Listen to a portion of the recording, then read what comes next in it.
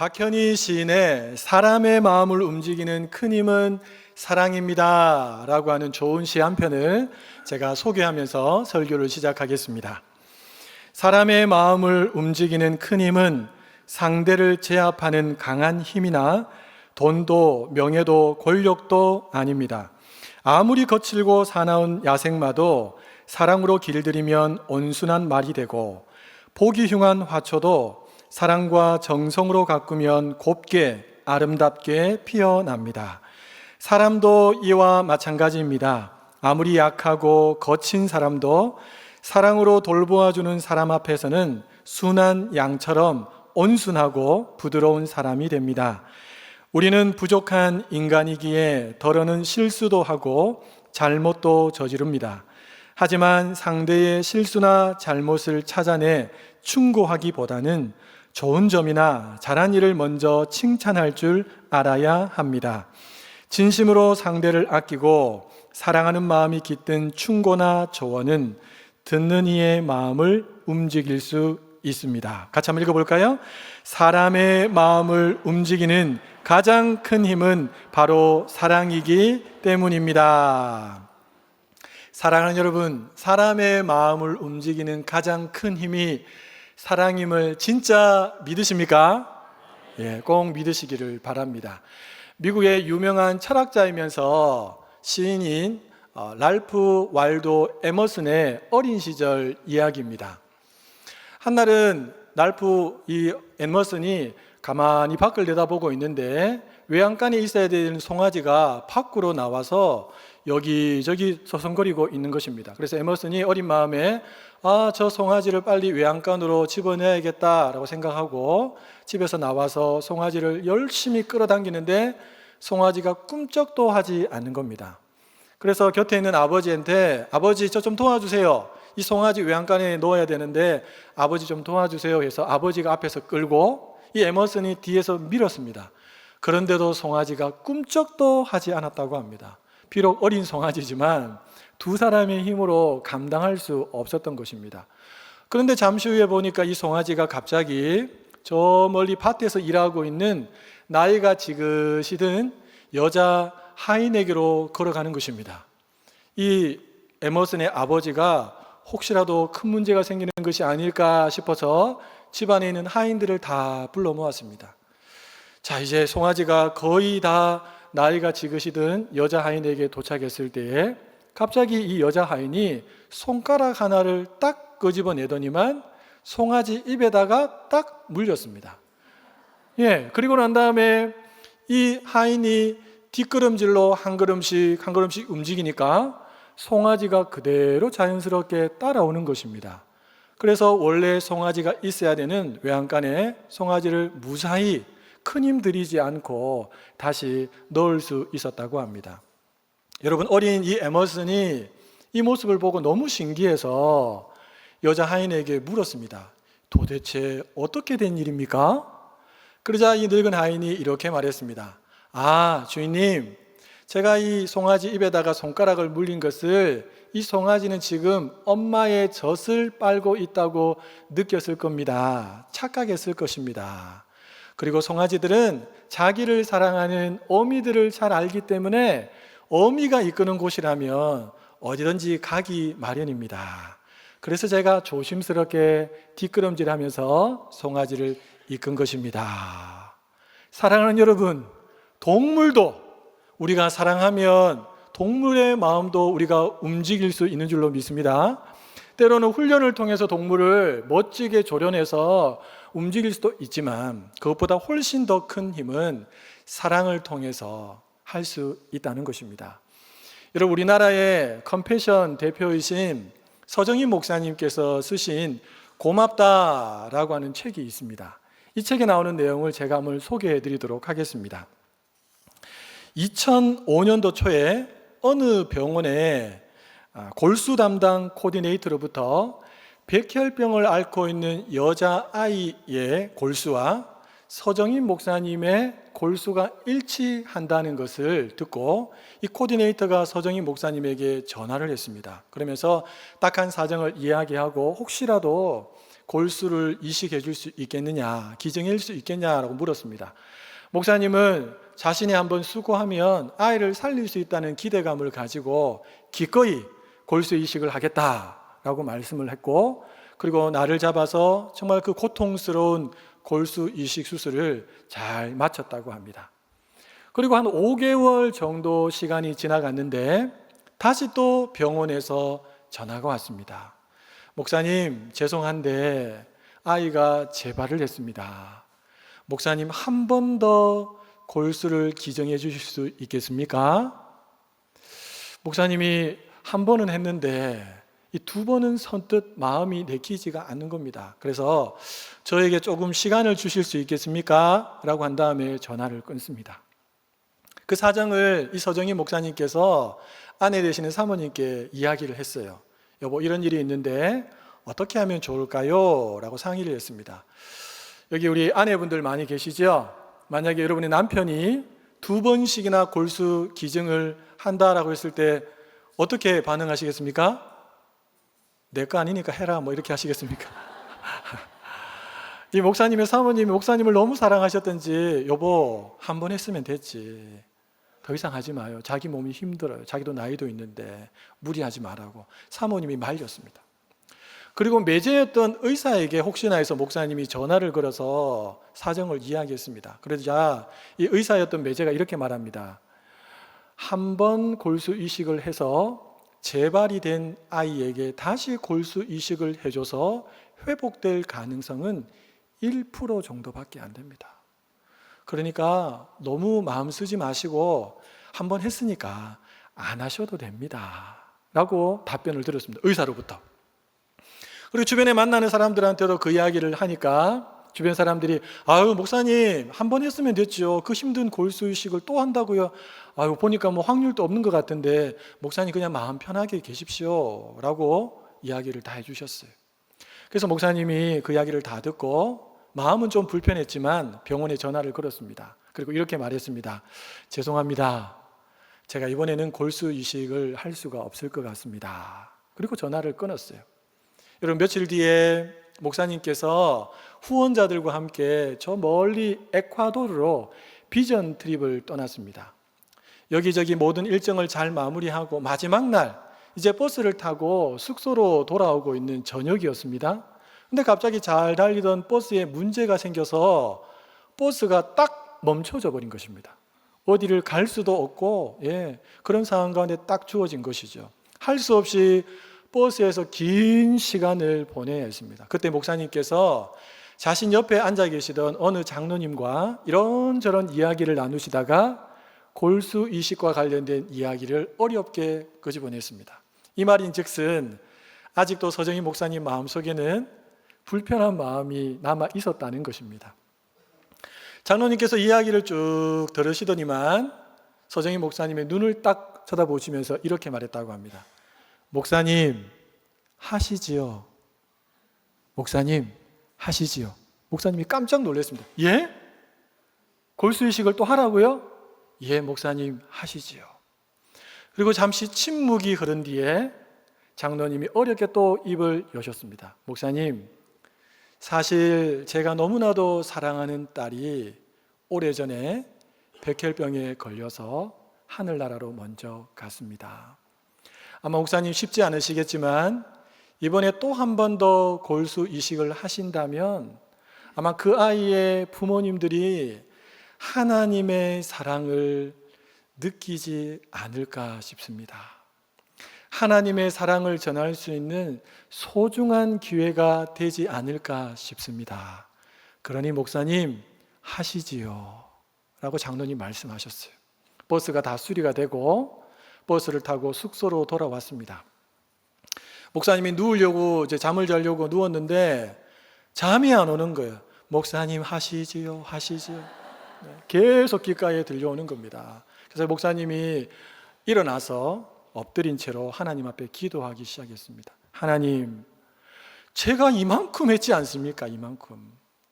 제가 아이들 이 사역을 위해서 더 열심히 일하겠습니다. 하나님, 제 매제 의사도 다시 골수 이식을 한다고 해도 확률이 1% 정도밖에 안 된다고 하는데 하나님 다 아시지 않습니까? 하나님. 이러면서 목사님이 하나님 앞에 막 따지듯이 기도를 드렸다고 합니다. 한참을 기도를 드리는데 이 불편한 마음이 조금씩 사라지더니만 마음에 하나님이 주시는 평강이 갑자기 슥 밀려오기 시작했습니다. 그리고 목사님의 마음에 하나님께서 이렇게 말씀하시는 듯한 음성이 들려왔다고 합니다. 정인아, 나는 너를 이해한단다. 그리고 너를 잘 안단다. 그런데 만약 그 아이가 내 친딸이었다면 너는 그 아이를 포기할 수 있겠니? 설사 1%의 가능성밖에 없다고 해도 말이야. 여러분, 목사님은 이 하나님의 음성을 가만히 들으면서 생각을 한 것입니다. 내가 진짜 그 여자아이의 아버지라면 내가 포기했을까? 아니지. 진짜 내 사랑하는 친딸이라면 내가 2번이 아니고 3번 또 4번 또 아이가 낳을 수 있다면 1%가 아니라 0.1%의 희망이 있더라도 내가 했겠지. 그러면서 목사님이 그 숙소에서 하나님께 항복을 했다고 합니다. 그러자 하나님께서 다시 한 번 더 목사님의 마음에 잔잔한 음성을 들려주셨어요. 이런 음성이었다고 합니다. 그 아이는 내 것이란다. 그 아이는 내 것이란다. 이런 목사님은 창피하다는 생각이 들었습니다. 그리고 그 아이 부모님께 부끄러운 목사라고 하는 제목으로 그날 밤에 편지를 쓰기 시작했습니다. 그간의 목사님 마음에 일어났던 여러 가지 마음의 변화와 또 주어졌던 여러 가지 상황들을 하나도 빠짐없이 편지에 다 기록해서 그 아이 부모님에게 보냈습니다. 그리고 말미에 이렇게 썼다고 합니다. 우리 예수님께 매달립시다. 아이가 죽고 사는 것은 하나님이 정하시는 문제니 우리 예수님께 매달립시다. 그리고 목사님이 한국으로 돌아오셔서 2번째 골수 채취를 하시기 전날 그 아이 어머니가 보내준 편지를 받습니다. 편지가 총 5장 쓰여졌는데 한 장 한 장마다 눈물 자국들이 선명하게 지켜져 있었다고 합니다. 여러분, 그 내용의 일부를 제가 한번 읽어드리겠습니다. 한 번도 아니고 2번이나 골수 이식을 해주셔서 감사합니다. 딸애가 무균실에서 너무 고통스러워하고 있어 감사의 편지를 쓸 겨를도 없었습니다. 목사님이 말하는 예수님이 누구인지는 모르지만 저도 매달리겠습니다. 기도하겠습니다. 여러분, 어떻게 되었을까요? 결국 그 어머니의 간절한 매달림, 그 기도 하나님이 들으시고 하나님이 기적을 베풀어 주셨습니다. 1%밖에 살 확률이 없던 그 아이를 하나님께서 회복시켜 주셔서 지금까지 건강하게 잘 자라고 있다고 합니다. 할렐루야! 더 나아가서 이 일을 통해서 그 딸아이의 모든 가족들이 교회로 나오게 되었습니다. 더 깜짝 놀란 일은 그 아이의 아버지가 또 골수 이식을 기다리고 있는 다른 아이를 위해서 자기의 골수를 이식해 주었다고 합니다. 사랑하는 여러분, 사랑의 힘이 가장 강력한 줄로 믿습니다. 왜냐하면 사랑은 하나님으로부터 나오는 것이기 때문입니다. 우리 오늘 본문 말씀을 다시 한 번 더 읽어보도록 하겠습니다. 미움은 다툼을 일으켜도 사랑은 모든 허물을 가리느니라. 아멘. 여러분, 미움이 있는 곳은 관계가 곧 깨어지는 것입니다. 미움은 관계를 깨트리는 불씨와 같습니다. 관계를 다 태워버립니다. 그러나 사랑이 있는 곳은 허물을 덮어주기 때문에 관계가 더 돈독해지고 그 관계 안에서 참된 행복을 누리게 될 줄로 믿습니다. 저는 이번 추석 연휴 우리 대함교회에 속한 모든 성도님들이 행복한 추석 연휴를 보낼 수 있기를 예수님의 이름으로 축복합니다. 사랑하는 여러분, 그러면 우리가 행복한 추석 연휴를 보내려면 어떻게 해야 될까요? 오늘 이 짧은 한 구절의 말씀을 통해서 두 가지로 한번 나눠보도록 하겠습니다. 우리 첫째 같이 한번 읽어볼까요? 미움의 마음을 잘 다스려야 합니다. 여러분, 미움도 감정입니다. 그렇죠?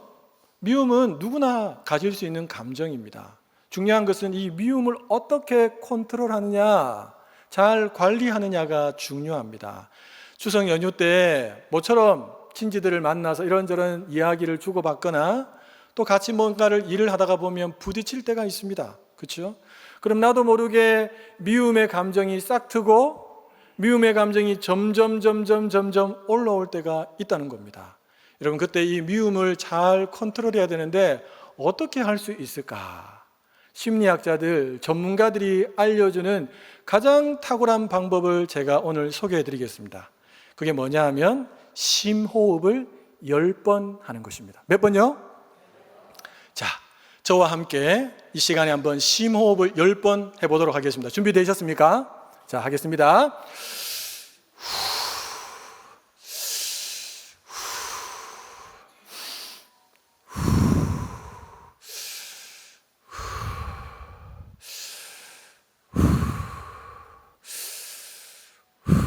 두 분이 안 하시고 계신데 지금 6번 했으면 4번 남았습니다.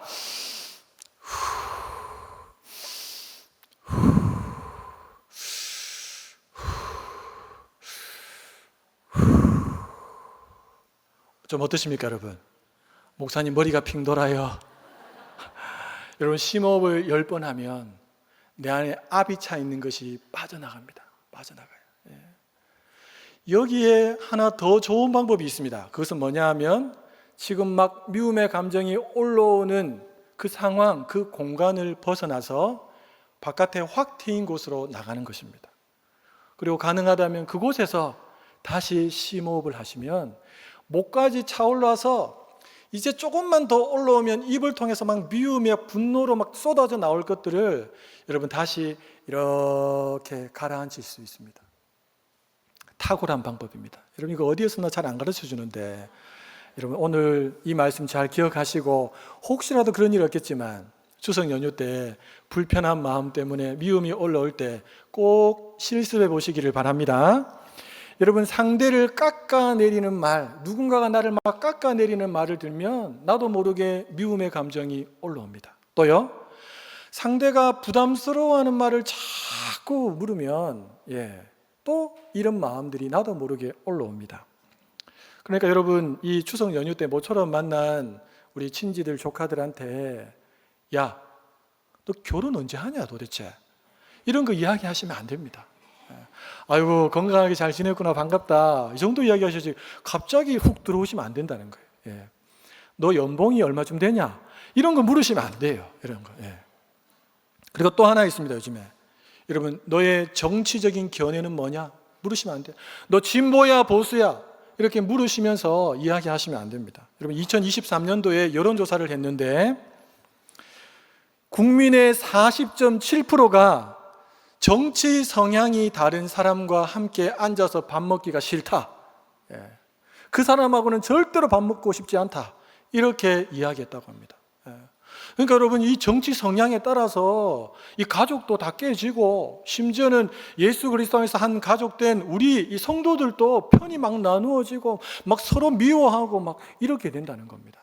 그러니까 여러분, 예민한 이야기 혼자 기도로 하시고 성도들에게나 또 모처럼 만난 가족들에게 이게 더 맞다고 이렇게 막 이렇게 윽박하시듯이 하시면 안 된다는 겁니다. 그러면 여러분, 얼마든지 좋은 의도로 나는 이야기했는데도 불구하고 그것 때문에 마음이 상하고 미움의 감정이 올라오고 그래서 이 분노를 주체하지 못해서 싸우게 되고 그 앞에서 영영 빠이 할 수도 있다는 겁니다.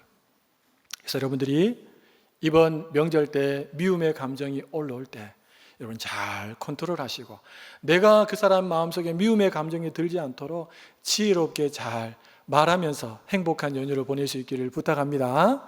두 번째는 두 번째는 뭐냐 하면 추석 연휴를 우리 행복하게 보내기 위해서는 사랑의 마음을 적극적으로 표현해야 합니다. 여러분, 명절이 끝나고 나면 이혼하는 부부가 그렇게 많이 늘어난다고 합니다.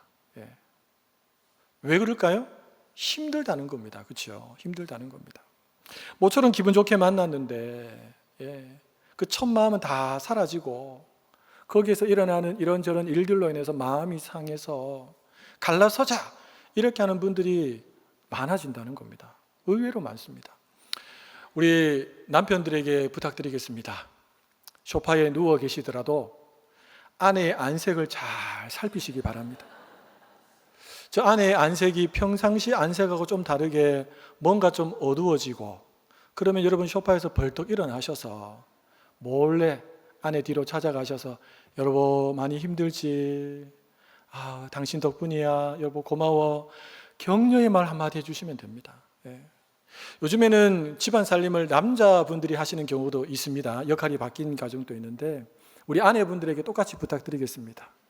남편의 얼굴 색깔이 맛이 갔을 때 그냥 모른 척 하지 마시고 남편에게 다가가셔서 아이고 여보 진짜 고생 많다고 고맙다고 당신 때문에 우리 가족들이 이렇게 더 행복하게 추석 명절 보낼 수 있게 됐다고 격려해 주시기 바랍니다.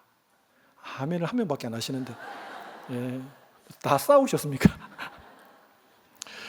여러분 우리가 행복한 추석 명절을 보내기 위해서는 사랑을 적극적으로 표현해야 합니다. 적극적으로. 이게 두 번째입니다. 사랑을 적극적으로. 여러분 사랑은 땅 속에 있는 뿌리와 같습니다. 뿌리. 그러니까 잘 보일까요? 안 보일까요? 안 보입니다. 안 보입니다. 표현하지 않으면 그 사랑은 사랑이 아니다 라는 말이 있습니다. 그러니까 적극적으로 사랑을 표현해야지 그 사랑을 사람들이 느끼고 그 사랑의 힘으로 인해서 그 사람이 변화되기도 하고 관계가 더 좋아지기도 하는 겁니다. 자, 그러면 사랑을 어떻게 표현해야 될까요? 제가 오늘 간단하게 세 가지를 알려드릴 테니까 여러분들이 잘 한번 이번 추석 명절을 맞아서 실천해 보시기를 바랍니다. 첫 번째는요, 입에 말로 표현해야 됩니다. 말로. 어떻게 말로 표현해야 되는가? 혹시 여러분 옆에 지금 배우자가 앉아 계시면 이렇게 한번 이야기해 주시기 바랍니다. 여보, 사랑합니다. 다른 사람한테 하시면 안 됩니다. 여보한테만 하셔야 돼요. 여보한테만. 혹시 자녀가 옆에 앉아 계시면 자녀들 향해서 이렇게 말해 주시기 바랍니다. 얘들아, 사랑한다. 혹시 부모님이 옆에 앉아 계시면 부모님께 말씀해 주시기 바랍니다. 아버지, 어머니, 사랑합니다. 여러분 말로 표현하셔야 돼요. 말로. 말 안 하면 모릅니다. 몰라요. 여러분 임종을 앞둔 사람들이 가장 후회하는 것 중에 하나가 뭔 줄 아십니까? 내가 시간이 있을 때, 건강할 때, 함께 지낼 때 좀 더 사랑을 잘 표현했더라면. 이걸 다들 아쉬워하세요. 여러분 기회에 있을 때마다 사랑하는 가족들에게 좀 말로 좀 표현 좀 해주십시오. 표현 좀. 돈 안 들잖아요, 그렇죠? 그러니까 표현 좀 하십시오. 여러분 교회 안에서도 우리 권사님들, 집사님들, 장로님들 만나면 장로님 사랑합니다. 권사님 사랑합니다. 집사님 사랑합니다. 우리 아이들 볼 때도 아이고 얘들아 사랑한다. 이렇게 좀 표현 좀 해주십시오. 인상 쓰면서 이렇게 지나가시지 마시고. 여러분 우리가 안 하면 누가 하겠습니까?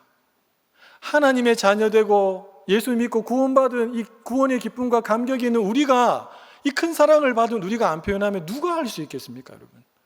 그리고 이건 교회가 아니면 어디 가서 사랑합니다라는 말을 들을 수 있겠습니까? 직장에서 상사가 갑자기 어이 사랑하네 이렇게 말하는 거 들어보셨습니까? 그럼 이상하게 다들 보실 겁니다. 그러니까 여러분 교회에서 성도님들 만나면 못 본 척 하지 마시고 먼저 다가가셔서 장로님 사랑합니다. 권사님 사랑합니다. 아이고 우리 집사님 사랑합니다. 이렇게 좀 표현 좀 하시라고. 표현 좀. 제가 2부 때 설교를 하고 난 다음에 피드백을 들었습니다. 우리 권사님들께서 화장실에서 만나서 난리가 났습니다. 안아주면서 사랑합니다 이러면서 이제 그동안 못했던 거 진하게 다 하신다고 이렇게 다 표현을 하셨대요. 얼마나 감사한지. 여러분 우리 대함교회가 사랑이 넘치는 공동체가 되기를 진짜 원하십니까? 여러분의 가정이 다른 것보다도 사랑이 넘치는 가정이 되시기를 진짜 원하십니까? 그렇다면 말로 표현하십시오. 말로. 자주 좀 해서 귀에 딱지가 생길 정도로 사랑한다고 표현해 주시기 바랍니다. 두 번째는 몸으로 사랑을 표현해야 합니다. 행동으로 표현해야 합니다. 자, 제가 질문을 던질 테니까 한번 잘 듣고 답해 보시기 바랍니다. 여러분, 제가 그냥 사랑합니다 라고 말하는 거하고 제가 다가가서 이렇게 안아주면서 사랑합니다 라고 하는 것 중에서 어느 것이 더 사랑의 효과가 클까요? 그럼요. 당연합니다. 말 한마디로 사랑합니다라고 표현하는 거하고 내 몸으로 다가가서 사랑합니다라고 안아주고 말하는 거하고는 천지차이입니다. 여러분, 할 수 있다면 몸으로 사랑을 좀 많이 표현해 주시기를 바랍니다. 여러분, 할 수 없을 때가 있어요. 내가 몸에 병이 생겨서 꼼짝 못하고 누워서 지내야 된다면 안아주고 싶어도 안아줄 수가 없어요. 내 몸이 불편하면 하고 싶어도 할 수 없어요. 그러니까 하나님이 지금 신체 건강하게 여러분 해주셨다면 그 이 몸을 가지고 여러분 사랑을 더 많이 표현해 주시기를 바랍니다.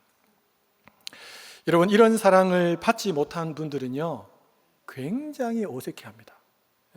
굉장히 어색해요. 그래서 이렇게 사랑합니다 이렇게 다가가면 어이구 왜 이러십니까? 이러면서 막 엉덩이부터 뺍니다. 왜냐하면 그런 사랑이 부담스럽게 느껴집니다. 자주 받아본 사랑이 아니거든요. 여러분, 사실 저도 그런 사랑을 받지 못했습니다. 그런데요, 불편하고 어색하지만 자꾸 표현을 하니까 너무 좋은 거예요. 사랑이 이전보다 더 크게 느껴지는 거예요. 저희 어머니에게 이제 명절 돼서 찾아가면 이제 안아주면서 어머니 사랑합니다 라고 처음에 이렇게 인사할 때는요, 저희 어머니가 어쩔 바를 몰라갖고 엉덩이를 이렇게 빼서 이렇게 저를 안아주셨어요. 근데 요즘에 이제 훈련이 잘 되셔갖고 어머니도 저를 다 안아주시면서 아들 사랑한다, 우리 자랑스러운 아들 사랑한다 이렇게 말씀해 주세요. 그럼 얼마나 제가 마음이 좋은지 모릅니다. 우리 부부끼리 자주 안아주시면서 사랑을 표현하시기 바랍니다. 싸우셨습니까? 아니, 부부끼리 안는 건 자연스러운 건데, 그렇죠? 부부끼리 안는 게 불편하다, 이상하다, 좀 문제가 있는 겁니다, 여러분. 여러분, 이번에 추석 연휴 때 만나는 부모님들, 그분들을 안아주시면서 어머니, 아버님 사랑합니다 라고 말해주시기 바랍니다. 얼마나 큰 선물이 되는지 모릅니다. 우리 사랑하는 자녀들에게도 여러분이 먼저 가슴을 열고 얘들아 사랑한다 라고 이렇게 한번 안아주십시오. 처음에는 막 굉장히 어색해할 겁니다. 어찌할 바를 몰라 할 겁니다. 그런데 한 번, 두 번, 세 번 계속 반복하다 보면 그 사랑을 온몸으로 느끼게 됩니다.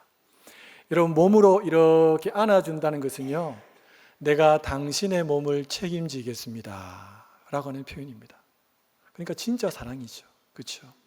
그러니까 이것은 가족들하고 많이 하셔야 돼요. 가족들하고. 마지막 세 번째는 여러분, 물질로 사랑을 표현하셔야 됩니다. 뭐로요? 물질로. 여기 물질은 용돈도 있고 선물도 있습니다. 물론 이것보다 훨씬 더 좋은 거, 요즘에 우리 어르신들이 제일 좋아하는 것은 계좌이체입니다.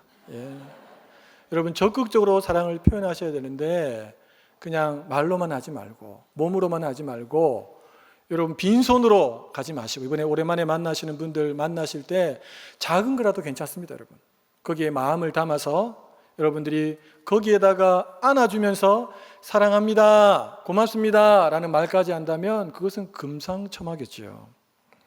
잠언 18장 16절은 이렇게 말합니다. 사람의 선물은 그의 길을 넓게 하며 또 존귀한 자 앞으로 그를 인도하느니라. 잠언 21장 14절 상반절도 이렇게 말합니다.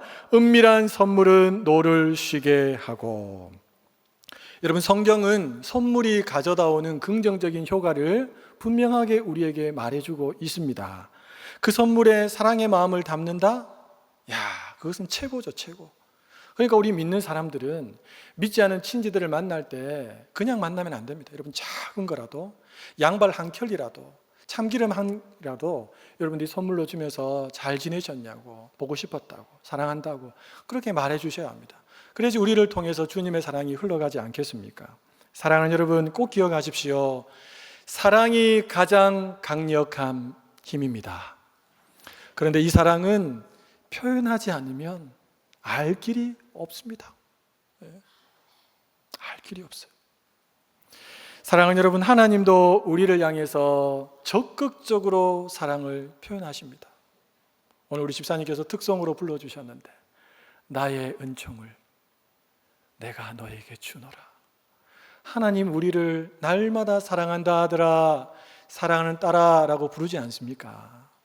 뿐만 아니라 그분은 사랑하는 아들을 십자가에 매다시면서 온 몸으로 우리를 향해 사랑을 표현하셨습니다. 여러분, 십자가 예수님이 두 팔 벌리신 게 뭡니까? 누구든지 나오느라 내가 다 안아줄게. 주님의 사랑의 표현인 줄로 믿습니다. 마지막으로 예수를 믿는 우리 안에 우리 하나님께서 성령 하나님을 선물로 보내주셔서 구원의 보증인 성령님과 동행할 수 있는 최고의 선물 또한 주셨지 않습니까? 사랑하는 여러분, 세상 사람들에게는 사랑을 기대할 수 없습니다. 그러나 이 하나님으로부터 엄청난 사랑을 받은 성도들에게는 이 사랑을 기대할 수가 있습니다. 하나님의 사랑을 받으신 우리 성도 여러분, 이번 추석 연휴 여러분이 만나는 사랑하는 가족, 친지들에게 적극적으로 사랑을 표현하시기를 바랍니다. 그래서 그분들에게 웃음꽃 활짝 피는 행복을 선물로 주시는 그런 하나님의 사람들로 쓰임 받으시기를 예수님의 이름으로 축복합니다. 예수님의 이름으로 축복합니다.